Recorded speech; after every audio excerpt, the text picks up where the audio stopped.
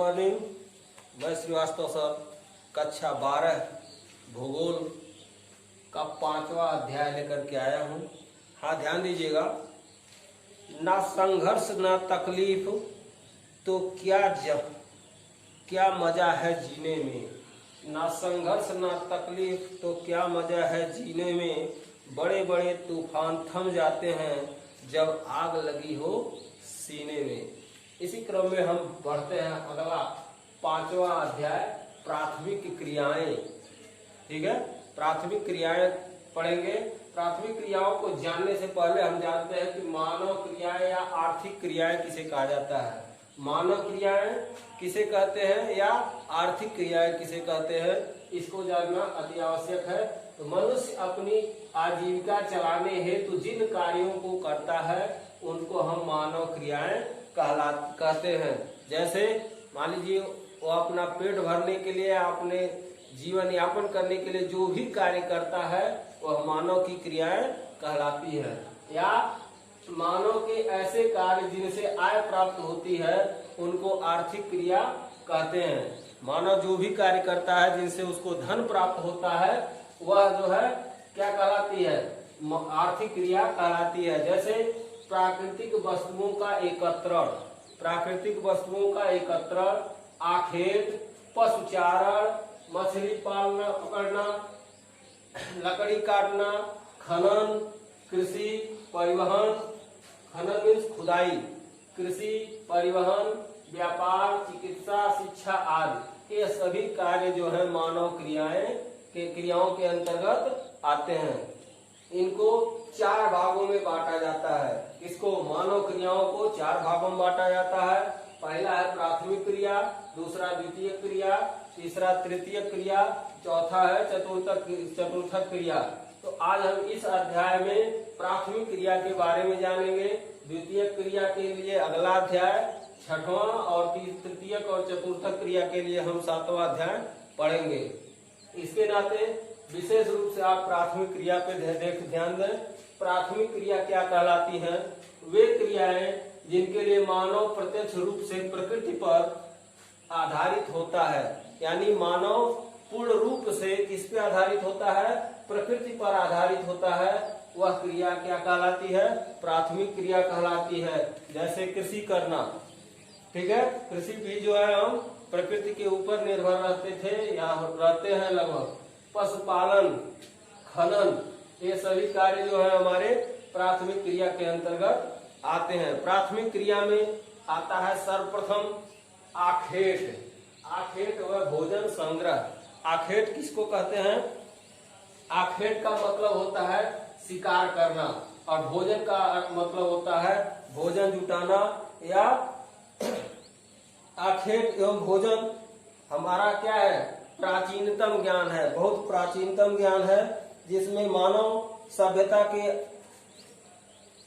आरंभिक युग से आदि मानव अपने जीवन निर्वाह के लिए अपने आसपास के वातावरण पर निर्भर रहता था। जो पहले के मानव थे वो किस पे निर्भर रहते थे? पर्यावरण पर ही निर्भर रहते थे या अपने आसपास का जो है वातावरण होता था उस पे निर्भर रहते थे। इसके लिए वे क्या करते थे? आखेट करते थे और भोजन को जुटाते थे। आदि मानव अपने जीवन निर्वाह के लिए अपने आसपास के वातावरण पर निर्भर रहता था। वह पशुओं का आखेट करता था और अपने आसपास के जंगलों से खाने योग्य जंगली पौधों और कंदमूल फलों को एकत्र करता था। इस कार्य के लिए उसे बहुत कम पूंजी लगानी पड़ती थी। इस कार्य के लिए उसे बहुत कम पूंजी लगानी पड़ती थी और कम ज्ञान भी उसके लिए होना आवश्यक था। आखेट में उत्पादकता क्या होती थी? कम होती थी। आखेट या भोजन संग्रह में प्रति व्यक्ति उत्पादकता कम होती थी। भोजन संग्रह वर्तमान में 3 रूपों में किया जाता है। जैसे जीविकोपार्जन हेतु यानी जीवन निर्वाह के लिए। दूसरा व्यापारिक संग्रह, व्यापार करने के लिए। तीसरा है संगठित संग्रह यानी समूह में संग्रह करने के लिए। वर्तमान में भोजन संग्रह विश्व में 2 क्षेत्रों में बांटा गया है। आखेट एवं भोजन संग्रह के क्षेत्र। इस प्रकार से प्रश्न पूछ सकता है कि आखेट और भोजन संग्रह के क्षेत्र कौन से हैं, या वर्तमान में भोजन संग्रह के कौन कौन से क्षेत्र हैं। तो दो क्षेत्र हैं, उच्च अक्षांशीय क्षेत्र और निम्न अक्षांशीय क्षेत्र। उच्च अक्षांशीय क्षेत्र में उत्तरी कनाडा, उत्तरी एशिया और उत्तरी यूरोप के देश आते हैं, और निम्न अक्षांशीय क्षेत्रों में अमेजन बेसिन के जैसे ब्राजील, पेरू, वेनेजुएला इत्यादि देश, दक्षिण पूर्वी एशिया के क्षेत्र में म्यांमार, थाईलैंड, चीन इत्यादि देश आते हैं। ये सभी जो है भोजन संग्रह के क्षेत्र हैं। ठीक है, अब आते हैं हम आगे। आखेट और भोजन संग्रह के बाद आता है पशुपालन या पशुचारण। पशुपालन यह एक व्यवसाय है जो विभिन्न पशुओं को पालने का कार्य किया जाता है। यह कार्य जलवायु दशाओं पर निर्भर करता है। यह कार्य किस पर निर्भर करता है, जलवायु की दशाओं पर निर्भर करता है।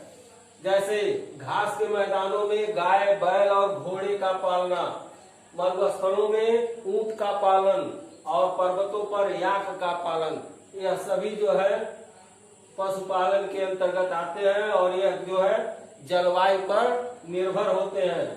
पशुपालन कितने प्रकार का होता है, दो प्रकार का होता है। पशुपालन दो प्रकार का होता है, पहला चलवासी पशुपालन, दूसरा वाणिज्य पशुधन पालन। ठीक है, चलवासी पशुपालन क्या कहलाता है, वह एक स्थान से दूसरे स्थान पर पशुओं के साथ चलते रहना, यानी पशु में चल रहे हैं, पशु सब चल रहे हैं भोजन की तलाश में, वह एक स्थान से दूसरे स्थान पर उनके पीछे पीछे जाते थे। भोजन किसके लिए, पशुओं के लिए। ठीक है, एक स्थान से दूसरे स्थान पर जाना चलवासी पशुपालन या चलवासी पशुचारण कहलाता है। वाणिज्य पशुधन पालन क्या कहलाता है, एक ही स्थान पर कृषि करके पशुपालन करने के लिए पशुपालन फार्म बनाकर पशुओं को पालना वाणिज्य पशुधन पालन कहलाता है। यानी एक बड़ा सा फार्म बना दिया जाता था जिसमें हम उसके उन पशुओं के लिए कृषि करते थे या उनके चारा की व्यवस्था करते थे और उनको एक फार्म बना करके रखते थे, उनकी सारी व्यवस्था उसी फार्म में दी जाती थी। तो यह वाणिज्य पशुधन पालन कहलाता है। ठीक है, चलवासी पशुपालन के अंतर्गत कौन कौन से आते हैं, भेड़, बकरी, गाय, ये सभी जो है चलवासी पशुपालन के अंतर्गत आते हैं।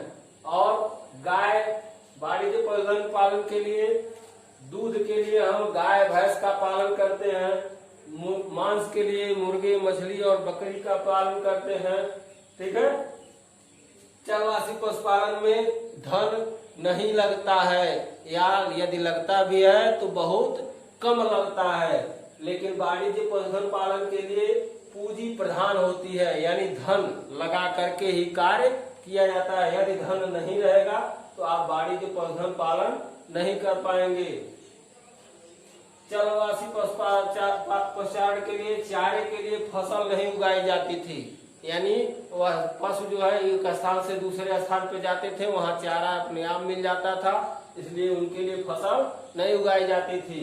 लेकिन वाणिज्य पशुधन पालन के लिए यानी जो फार्म में है पशु, उनके लिए चारे के लिए हम क्या करते थे, फसलों को उगाते थे या उगाते हैं। ठीक है, तब हमारे पशुओं को चारा मिल पाता है। ये इस प्रकार से आपका एक 4 नंबर का प्रश्न अंतर भी हो सकता है। आप इस प्रकार से अंतर के रूप में भी लिख सकते हैं या चलवासी पशुचारण और वाणिज्य पशुधन पालन दोनों को समझ भी सकते हैं। अब आता है इसमें लाल कॉलर श्रमिक। 1 नंबर का इम्पोर्टेंट प्रश्न है कि लाल कॉलर श्रमिक किसे कहते हैं। प्राथमिक कार्य को करने वाले लोग जिनका कार्य क्षेत्र घर से बाहर होता है, वे लोग जो प्राथमिक कार्य करते हैं। प्राथमिक कार्य कौन कौन से हैं, जैसे कृषि हो गया, पशुपालन हो गया, खनन हो गया। ठीक है, ये सब जो है प्राथमिक कार्य के अंतर्गत आते हैं। और ये कार्य करने के लिए जो लोग अपने घर से या अपने कार्य क्षेत्र से दूर रह करके, घर से बाहर रह करके कार्य करते हैं, वह लाल कॉलर श्रमिक कहलाते हैं। 1 नंबर का प्रश्न इम्पोर्टेंट प्रश्न ये भी है कि ऋतु प्रवास किसे कहते हैं। ऋतु प्रवास क्या कहलाता है, ये जान लीजिए। चलवासी पशुपालक यानी पशु जो चलवासी पशुपालक है वह गर्मियों में मैदानी भागों में से पर्वतों गर्मियों में मैदानी भाग से पर्वतों की ओर चारागाह की खोज के लिए प्रवास करते रहते हैं। वह ऋतु प्रवास के अंतर्गत आते हैं या उन्हें ऋतु प्रवास कहा जाता है। यानी गर्मी में जहाँ उनके तरफ उनके पशुओं के लिए यदि गर्मी से पहले कृषि योग्य या चारा की व्यवस्था मिल जाती है वहां रह जाते हैं। फिर यदि गर्मी पड़ने लगती है तो धीरे धीरे वो पर्वतों की ओर बढ़ जाते हैं। ठीक है, तो यह थे चलवासी पशु चारण, वाणिज्य पशु चारण, लाल काला श्रमिक और ऋतु प्रवास।